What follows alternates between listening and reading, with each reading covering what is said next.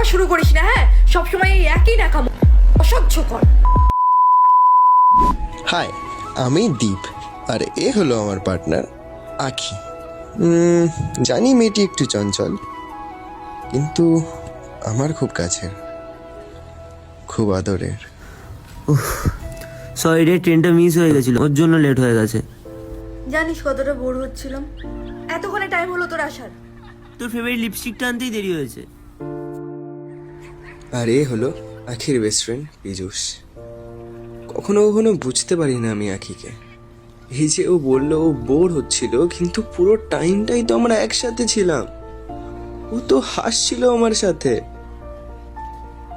ও কি এগুলো অ্যাক্ট করছে না আমি ওভার থিঙ্ক করছি? গাইজ গাইজ গাইজ, চা হয়ে যাক। হয়ে যাক। কি রে, হয়ে যাক? হয়ে যাক।